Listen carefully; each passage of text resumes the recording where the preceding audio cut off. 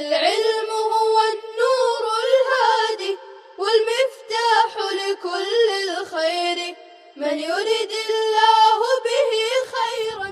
بسم اللہ الرحمن الرحیم. فالمتضادة منها الجهر وهو علو الصوت لاعتماده على المقطع بالقوة مع احتباس النفس وضده الهمس في فحثه شخص سكت. یہاں تک بات مکمل ہو گئی تھی. اب صاحب کتاب علیہ الرحمہ ومنها الشدۃ سے آگے کی صفات بیان کر رہے ہیں. عبارت دیکھیے: وَمِنْهَا الشِّدَّةُ وَهِيَ قُوَّةُ الصَّوْتِ لِلْاعْتِمَادِ بِالْقُوَّةِ مَعَ احْتِبَاسِهِ سَوَاءٌ انْحَبَسَ مَعَهُ النَّفَسُ أَمْ لَا فَلَا تَضَادَّ بَيْنَهَا وَبَيْنَ الْهَمْسِ وَاجْتَمَعَتْ بِهِ فِي التَّاءِ وَالْكَافِ وَهِيَ تُوجَدُ فِي أَجِدْ خَطِمْ بَكَتْ وَيُضَادُّهَا الرَّخَاوَةُ وَبَيْنَهُمَا لِنْعُمَرْ. جی، صاحب کتاب علیہ الرحمہ ومنها الشدۃ سے دوسرے جوڑے کی دو صفات بیان کر رہے ہیں شدت اور رخاوت کی شکل میں، کہ وَمِنْهَا الشِّدَّةُ ان صفات لازمہ متضادہ میں کی ایک صفت شدت ہے، اور وہ یعنی شدت قوت الصوت آواز کا قوت کے ساتھ ٹھہرنا ہے، آواز کا سخت ہونا ہے. للاعتماد بالقوت آواز کے مخرج میں قوت کے ساتھ ٹھہرنے کی وجہ سے، مع احتباسہ آواز کے بند ہونے کے ساتھ. احتباسہ میں ہی ضمیر کا مرجع کون ہے؟ صوت ہے. آگے بیان کیا کہ سواء انحبس معہ النفس ام لا، چاہے اس کے ساتھ سانس بند ہو یا نہ ہو. فلا تضاد بینہا وبین الہمس، کہ اس میں اس کے اور ہمس کے درمیان میں کوئی تضاد نہیں ہے. واجتمعت یعنی فلا تضاد بینہا وبین الہمس، بینہا میں ہا ضمیر کا مرجع کون ہے؟ شدت، کہ شدت اور ہمس کے درمیان میں کوئی تضاد نہیں ہے. واجتمعت به فی التاء والکاف، اور وہ جمع ہو جاتی ہے واجتمعت میں ہی ضمیر کا مرجع کون ہے؟ شدت، اور شدت جمع ہو جاتی بھی میں ہی ضمیر کا مرجع کون ہے؟ ہمس، کہ اور شدت جمع ہو جاتی ہے ہمس کے ساتھ تا اور کاف میں، اور وہ یعنی صفت شدت پائی جاتی ہے اجد ختم بکت کے حروف میں، اور اس کی ضد یعنی شدت کی ضد صفت رخاوت ہے. جی، یہ ترجمہ آپ نے سمجھ لیا. اب اس کو جو ہے آگے سمجھتے چلیں کہ شدت کے لغوی معنی آتے ہیں سختی کے، جیسے کہ قرآن کریم میں شدت کا لفظ یا شدت کے مشتقات بکثرت استعمال ہوئے ہیں، کہ وَأَنَّ اللَّهَ شَدِيدُ الْعِقَابِ. اسی طریقے سے وَتَرَى النَّاسَ سُكَارَى وَمَا هُمْ بِسُكَارَى وَلَكِنَّ عَذَابَ اللَّهِ الشَّدِيدُ. تو شدید کے معنی آتے ہیں سختی کے، سخت کے. تو شدت کے لغوی معنی ہوئے سختی کے، اور جن حروف میں یہ صفت شدت پائی جاتی ہے ان کو حروف شدیدہ کہتے ہیں. مطلب اس صفت کا یہ ہے کہ ان حروف شدیدہ کی ادا کرتے وقت آواز مخرج میں ایسی قوت کے ساتھ ٹھہرے کہ آواز بند ہو جائے اور آواز میں سختی ہو. آواز مخرج میں قوت کے ساتھ ٹھہرے کہ آواز بند ہو جائے اور آواز میں کیا ہو؟ سختی ہو، یہ صفت شدت کی کیا ہے؟ اصطلاحی تعریف ہے۔ جی تو آگے بیان کیا کہ اب یہاں سوال یہ پیدا ہوتا ہے کہ صاحب کتاب نے جہر کی جو تعریف بیان کی تھی اس میں بھی لاعتمادہ علی المقطع بالقوہ تھا، اور یہاں پر جو شدت کی تعریف بیان کر رہے ہیں اس میں بھی لاعتماد بالقوت ہے، تو دونوں میں اعتماد جو ہے علی المقطع بالقوہ ہے، جبکہ دونوں کا نتیجہ کیا ہے؟ الگ ہے۔ جہر کا نتیجہ الگ ہے اور شدت کا نتیجہ الگ ہے۔ تو اس کا جواب یہ ہے کہ شدت کے اندر اعتماد جو علی المقطع ہے وہ کمال قوت کے ساتھ ہے، اسی لیے بعض حضرات نے شدت کی تعریف یوں کی کہ آواز کا مخرج میں کمال قوت کے ساتھ ٹھہرنا، اور جہر میں تعریف کیا بیان کی ہے کہ آواز کا مخرج میں قوت کے ساتھ ٹھہرنا۔ تو دونوں میں فرق ہے کہ شدت میں جو ہے اعتماد جو علی المقطع ہے وہ کمال قوت کے ساتھ ہے، جبکہ جہر میں کیا ہے؟ قوت کے ساتھ ہے، یعنی وہ قوت جو شدت میں ہے وہ جہر میں نہیں ہے، اس وجہ سے دونوں کا نتیجہ بھی کیا ہے؟ مختلف ہے۔ جی آگے بیان کیا کہ سواء انحبس معہ النفس ام لا، یہاں یہ کہا کہ چاہے اس کے ساتھ سانس بند ہو یا نہ ہو۔ کیا مطلب؟ مطلب یہ ہے کہ جو حروف شدیدہ ہے یعنی اجید قتم بکت، اس میں ان 8 حروف میں سے 6 حروف شدیدہ ہونے کے ساتھ ساتھ کیا ہے؟ مجھورہ ہیں، اور باقی جو 2 حرف ہے یعنی کاف اور تا یہ شدیدہ ہونے کے ساتھ ساتھ کیا ہے؟ مہموسہ ہے۔ تو اب سوال اب یہ مسئلہ بتا رہے ہیں کہ ان 8 حروف میں سے جو 6 حروف ہے یعنی فا، ہا یعنی حمزہ، جیم، اجید قتم بکت، یعنی ہم صفحات شخص سکت نہیں بلکہ یہ تو مہموسہ کے حروف ہے، اجید قتم بکت۔ تو اجید قتم بکت کے 8 حروف میں سے جو 6 حروف ہے وہ جو ہے شدیدہ ہونے کے ساتھ ساتھ کیا ہے؟ مجھورہ ہیں، اور باقی کاف اور تا جو ہے یہ مجھورہ شدیدہ ہونے کے ساتھ ساتھ کیا ہے؟ مہموسہ ہے۔ تو ظاہر سی بات ہے کہ جو 8 حروف ہیں ان میں شدت کی وجہ سے کیا ہو جائے گی؟ آواز بند ہو جائے گی، اور جہر کی وجہ سے آواز کیا ہوگی؟ بلند ہوگی، یعنی سانس بھی کیا ہو جائے گی؟ بند ہو جائے گی۔ اس لیے کیا فرمایا؟ سواء انحبس معہ النفس، کہ شدت کی وجہ سے آواز بند ہونے کے ساتھ ساتھ کیا ہو جائے؟ سانس بھی کیا ہو جائے؟ بند ہو جائے۔ اس کے لیے کیا فرمایا؟ انحبس معہ النفس۔ تو نفس کا جو لفظ ہے انحبس معہ النفس جو ہے یہ کس کے لیے ہے؟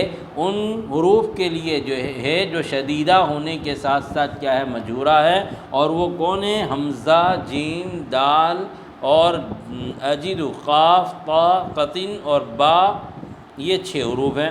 اور کاف اور تا کیا ہے؟ شدیدہ تو ہے لیکن ساتھ میں کیا ہے؟ مہموسہ بھی ہے۔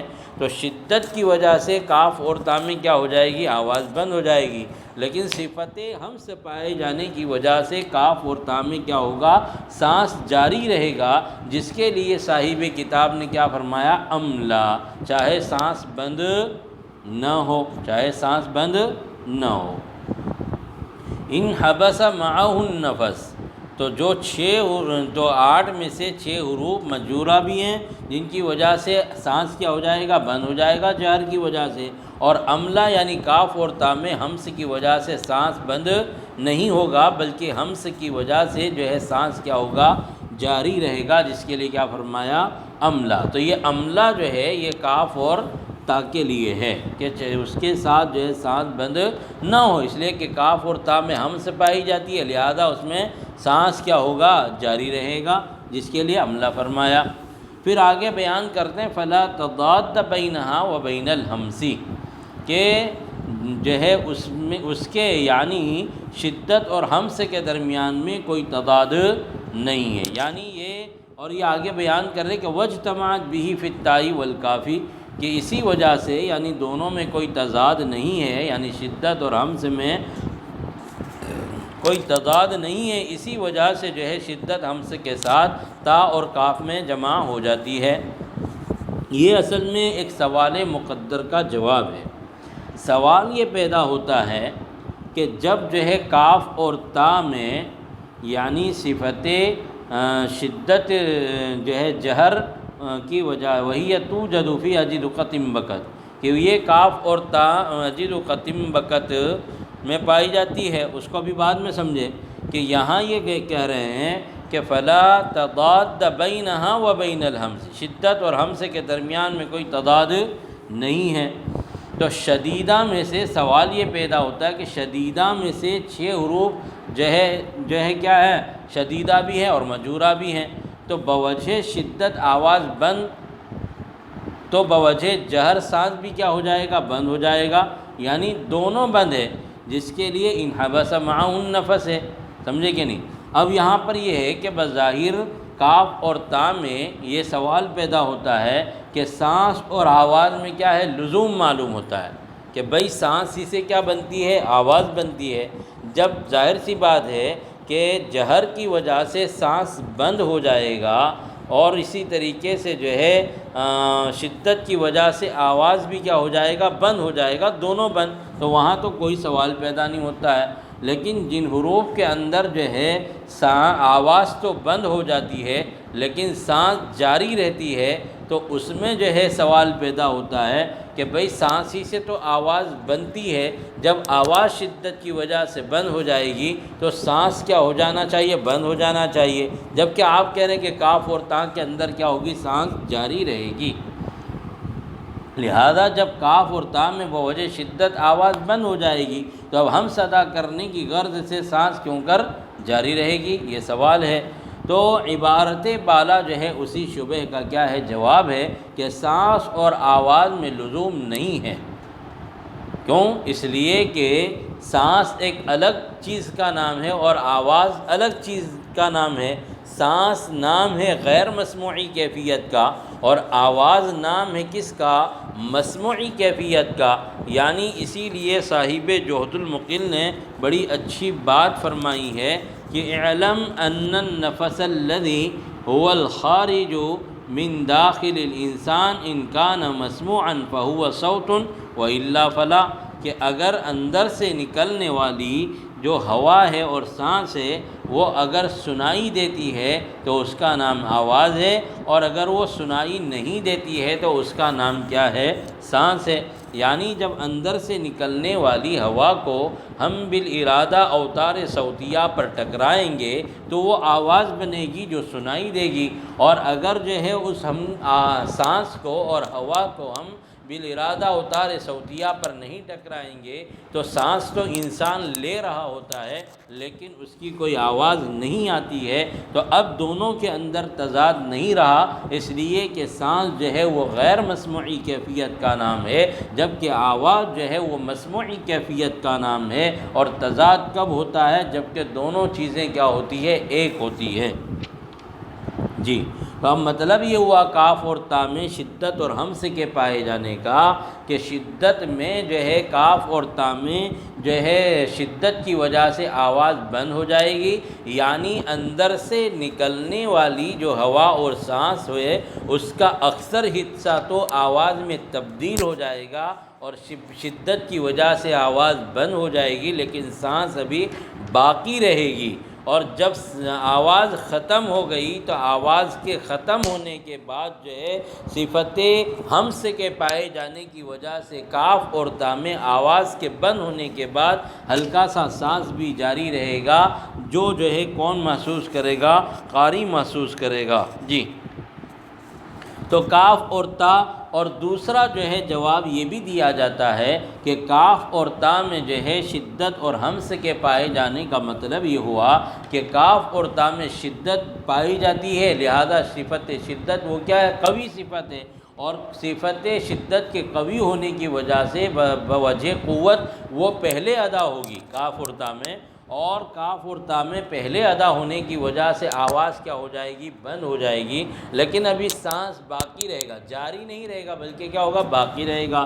پھر جو ہے بعد صفت شدت کے ادا ہونے کے صفت ہمس جو ہے ادا ہوگی، اور صفت ہمس کی وجہ سے کاف اور تا میں سانس جاری رہے گا، اور تضاد اس وقت ہوتا دونوں میں جب کہ دونوں کی ادائیگی کا وقت اور دونوں کی ادائیگی کا زمانہ ایک ہو، لیکن یہاں دونوں کی ادائیگی کا زمانہ کیا ہے؟ الگ الگ ہے۔ تو قوت کی تو شدت قوی ہونے کی وجہ سے پہلے ادا ہوگی، اور اس کا نتیجہ یہ ہوگا کہ آواز بند ہو جائے گی، اور آواز بند ہونے کے بعد پھر جو ہے صفت ہمس کی وجہ سے کاف اور تا میں ہلکا سا سانس بھی جاری رہے گا۔ تو اس وجہ سے جو ہے یہ کاف اور تا میں شدت اور ہمس پائی جائے گی، اور اس میں کوئی تضاد بھی نہیں ہے۔ اسی لیے کہا کہ وجتمعت به فی التاء والکافی، کہ یہ صفت شدت اسی وجہ سے تا اور کاف میں کیا ہو جاتی ہے؟ جمع ہو جاتی ہے۔ جی، اب سوال یہاں پر یہ ہے کہ کاف اور تا میں آج سے نہیں بلکہ ایک قدیم زمانے سے اختلاف چلا آ رہا ہے کہ بعض لوگ کاف اور تا میں صفت ہمس کے پائے جانے کی وجہ سے جو ہے اس کو کھ اور تھ پڑھتے ہیں، یعنی باقاعدہ جو ہے حرف ہی کبھی بدل جاتا ہے، یا یہ کہ حرف تو نہیں بدلتا ہے لیکن آواز جاری ہو جاتی ہے، جبکہ اگر ہم کاف اور تا کے اندر اگر آواز جاری رکھیں گے تو پھر یہ حروف شدیدہ نہ رہیں گے بلکہ کیا ہو جائیں گے؟ رخاوہ ہو جائیں گے۔ اس لیے کہ آواز کا جاری ہونے کا مطلب یہ ہے کہ یہ حروف رخاوہ میں سے ہے، جبکہ آپ نے ابھی پڑھا کہ اجید قدیم بکت یہ حروف شدیدہ میں سے ہے، یعنی کاف اور تا حروف شدیدہ میں سے ہے، اور شدت کی خاصیت یہ ہے کہ اس کے اندر آواز کیا ہو جانی چاہیے؟ بند ہو جانی چاہیے۔ یہ تو اسی طریقے سے جو ہے اس جو ہے غلطی کے ازالے کے لیے حضرت علامہ تھانوی رحمۃ اللہ علیہ نے بھی امداد الفتاویٰ میں جو ہے ایک مستقل مضمون لکھا ہے 10 صفحے پر مشتمل، اور اس میں حضرت نے یہی لکھا ہے کہ بعض لوگ جو ہے کاف اور تا میں صفت ہمس کے ادا کرنے میں اتنا غلو کرتے ہیں کہ وہ سانس جاری نہیں ہوتی ہے بلکہ باقاعدہ آواز جاری ہو جاتی ہے، جبکہ جو ہے لوگ اس کاف اور تا کے ادا کرنے میں افراط و تفریط میں کیا ہے؟ مبتلا ہیں، کہ بعض لوگ تو بالکل آواز ایسی بند کر دیتے ہیں کہ کاف اور تا کے اندر جو ہے صفت ہمس کا کچھ تحقق ہی نہیں ہوتا، یعنی سانس جاری بالکل نہیں ہوتی ہے، بلکہ کاف اور تا کو بالکل شدت کی وجہ سے جو ہے بالکل ایسے آواز کو بند کر دیتے ہیں کہ پھر صفت ہمس کا تحقق ہی نہیں ہوتا ہے، اور یہ بھی نہیں پتہ چلتا ہے کہ آخری جو حرف موقوف علیہ ہے تو وہ کون سا حرف ہے، یعنی کاف اور تا کا کچھ پتہ ہی نہیں چلتا ہے۔ اور بعض لوگ اتنا غلو کرتے ہیں کہ جو ہے کاف اور تا کو جو ہے باقاعدہ اس کے اندر آواز جاری رکھ کے کھ اور تھ کر دیتے ہیں، جیسے وَتَمَّتْ كَلِمَتُ رَبِّكَ، تو یہ غلط ہے، اس لیے کہ کھ اور تھ یہ صحیح نہیں ہے، بلکہ اس کا آسان طریقہ یہ ہے کہ جب ہم کاف اور تا کو ادا کریں گے تو آواز بند ہو جائے گی، اور آواز کے بند ہونے کے بعد ہلکا سا سانس بھی جاری رہے گا تاکہ پتہ چلے کہ یہاں حرف آخری کون ہے؟ کاف ہے یا تا ہے۔ مثلا وَتَمَّتْ كَلِمَتُ رَبِّكَ، اس طریقے سے ہلکی سی سانس کیا ہوگی؟ جاری رہے گی۔ جی، تو اس طریقے سے مختلف چیزیں بیان کی گئی ہے، اور الگ الگ اس کے جو ہے لوگوں نے مطالب بیان کیے ہیں، تو الگ الگ مطلب بیان کیا ہے۔ تو چنانچہ بعض حضرات جیسے کہ ضیاء القراءت کے مصنف ہیں، انہوں نے ہمس کی تعریف کرتے ہوئے بیان کیا کہ اس کے ادا کرتے وقت آواز ان کے مخرج میں ایسے ذوق کے ساتھ ٹھہرنا چاہیے کہ سانس جاری رہ سکے، جس کی شرح میں صاحب زہدِ مصنف یعنی قاری محب الدین علیہ الرحمہ نے کہا ہے کہ حضرت نے صفات کے بیان میں بہت ہی زیادہ احتیاط کا پہلو اپنایا ہے، اور پھر یوں کہتے ہیں کہ ہمس کی بابت فرمایا کہ اس طرح ادا کرے کہ سانس جاری رہ سکے، یعنی جریان نفس کی صلاحیت رہے۔ جریان نفس کی صلاحیت رہے۔ اس عنوان سے محض جریان نفس کی صلاحیت بتانا منظور ہے تاکہ کوئی شخص صفت حمس کو پہچاننے کے لیے سانس جاری کرنا چاہے تو کر سکے۔ تو اس سے یہ پتہ چلتا ہے کہ حمس میں جریان نفس جو ہے یہ بالقوہ ہے نہ کہ بالفعل ہے، کہ اگر کوئی جاری کرنا چاہے تو کر سکتا ہے، اس کے اندر اس کی صلاحیت ہے، نہ کہ یہ کہ اس کے اوپر اس پر کیا کیا جائے، عمل بھی بجا لایا جائے۔ اس طریقے سے کہا ہے۔ اور بعض لوگوں نے جو ہے الگ طریقے سے اس کو بیان کیا ہے کہ کاف اور تا کے بارے میں لکھا ہے کہ صوت کا جاری کرنا درست بھی نہیں ہے، نہ عقلاً اور نہ نقلاً۔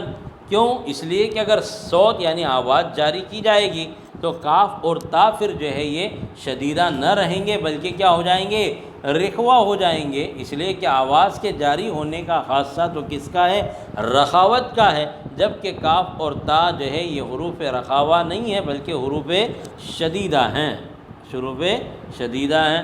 جی اسی لیے محقق فن علامہ جزری رحمۃ اللہ علیہ نے اپنی تصنیف المقدمۃ الجزریہ میں کیا کہا، وَرَاعِ شِدَّةً بِكَافٍ وَبِتَا، یعنی کاف اور تا میں صفت شدت کی کیا کرو، رعایت کرو، تا میں شدت کو ادا کرنے کا اہتمام کیا جائے کہ ان میں محموسہ ہونے کی وجہ سے، محموسہ ہو صفت حمس کی وجہ سے کچھ ضعف ہے، جس کے نتیجے میں ایسا نہ ہو کہ آپ صفت حمس کی طرف جو ہے کیا کریں، پوری توجہ کریں اور جو ہے وہ حروف جس کے اندر شدت تھی وہ جو ہے ضعف کی جو ہے نظر ہو جائے اور اس کے اندر ضعف آ جائے۔ تو اس لیے کہا کہ وَرَاعِ شِدَّةً بِكَافٍ وَبِتَا، کہ صفت شدت کی رعایت کرو کاف اور تا میں۔ جی تو یہ جو ہے مطلب ہے کاف اور تا کے اندر صفت شدت کے پائے جانے کا۔ تو یہاں کہنے کا مطلب یہ ہے کہ ان دونوں حرف کے ادا کرنے میں اعتدال سے اور جو ہے میانہ روی سے کام لیا جائے، اس کے اندر افراط و تفریط نہ اپنائی جائے، یعنی کاف اور تا کے اندر ایسی آواز بھی بند نہ کر دی جائے کہ کاف اور تا پر آواز ایسی بند کر دی جائے کہ کاف اور تا کا پتہ بھی نہ چلے اور سانس بھی بالکل جاری نہ رہے، جیسا کہ بعض لوگ کرتے ہیں، اور ایسا کہ کاف اور تا کے اندر جریان جو ہے جریان نفس یعنی صفت حمس کی وجہ سے اتنا سانس آپ جو ہے جاری رکھیں کہ وہ سانس کس میں بدل جائے، آواز میں بدل جائے، تو یہ بھی غلط ہے۔ لہذا اس کو بہت ہی اعتدال کے ساتھ بالکل کاف اور تا کو صفت شدت کی رعایت کرتے ہوئے جو ہے کاف اور تا کے اندر صفت حمس کو ادا کیا جائے۔ جیسے کہ بعض لوگوں نے کہا ہے کہ کاف اور تا میں شدت پہلے ادا ہو جائے گی، آواز بند ہو جائے گی، آواز بند ہونے کے بعد تھوڑی سی سانس بھی جاری رہے گی۔ جی تو یہ ہے کاف اور تا کے اندر صفت شدت کے پائے جانے کا مطلب۔ آگے کہا کہ وَهِيَ تُوجَدُ بِأَجِدْ قَطِمْ بَكَتْ، کہ اور یہ جو ہے حروف یعنی صفت شدت جو ہے پائی جاتی ہے اجد قطم بکت کے 8 حروف میں، حمزہ، جیم، دال، قاف، قاف، با اور کاف اور تا، ان جو ہے 8 حروف کے اندر صفت شدت پائی جاتی ہے۔ اور اس کا ترجمہ یہ ہوگا اس مجموعے کا کہ میں نے قط کو پا رہا ہوں کہ وہ روئی ہے، یعنی ایک عاشق تھا اور اس کی ایک معشوقہ تھی، اور اس معشوقہ کا نام کیا تھا، قط تھا، اور دونوں میں آپس میں بڑی محبت تھی، عاشق اور معشوقہ میں بڑی محبت تھی۔ محبت اتنی زبردست تھی کہ لوگوں کی میں سے کسی کی ان کی محبت کو نظر لگ گئی۔ نظر لگنے کے بعد دونوں آپس میں کیا ہے، ایک دوسرے سے جدا ہو گئے اور پھر جو ہے ایک دوسرے سے بالکل اعراض کرنے لگے، اور عاشق یہ کہتا کہ مجھے کیا پڑی، معشوقہ کو ضرورت ہوگی تو وہ آئے گی، معشوقہ ادھر کہتی ہے کہ مجھے کیا پڑی، عاشق کو ضرورت ہوگی تو وہ مجھے ملنے آئے گا۔ بہرحال اس طریقے سے دونوں جو ہے ایک دوسرے سے دور ہو گئے، اور جیسے کہ شاعر نے بڑی اچھی جو ہے منظر کشی کی ہے کہ وہ کچھ کھینچے کھینچے سے رہے، کچھ یہ کھینچے کھینچے سے، کہ کچھ وہ کھینچے کھینچے سے رہے، کچھ یہ کھینچے کھینچے سے، اسی کشمکش میں ٹوٹ گیا رشتہ چاکا وہ کھینچے کھینچے سے رہ رہے ہیں، یہ بھی کھینچے کھینچے سے رہ رہے ہیں، تو اسی کشمکش میں چاہت کا رشتہ، محبت کا رشتہ، تعلق کیا ہو گیا؟ ختم ہو گیا۔ لیکن محبت بہرحال محبت ہوتی ہے۔ جب صبر کا پیمانہ لبریز ہو گیا اور وہ چھلک پڑا تو عاشق اپنی معشوقہ کی تلاش میں اور معشوقہ اپنی عاشق کی تلاش میں نکل پڑے، اور اس لمبی فرقت کے بعد جب سب سے پہلے عاشق نے اپنی معشوقہ قد کو جو ہے دیکھا تو اس کی جو حالت کو اس نے بیان کیا، اس وقت یہ الفاظ کہیں کہ میں نے قد کو پایا اس حال میں کہ وہ رو رہی تھی۔ تو بہرحال یہ جو ہے صفت کا جو ہے شدت کا مجموعہ ہے۔ ہم یہیں پر اپنا سبق ختم کرتے ہیں، اور اگلا سبق جو ہے وہ یعنی وَيُضَادُّهَا الرَّخَاوَةُ سے اگلا سبق ہمارا انشاءاللہ شروع ہوگا۔ السلام علیکم ورحمۃ اللہ وبرکاتہ۔ السلام عليكم. لا تنسوا الاعجاب بالفيديو والاشتراك في القناة تشجيعا لنا لنستمر بنشر المزيد إن شاء الله.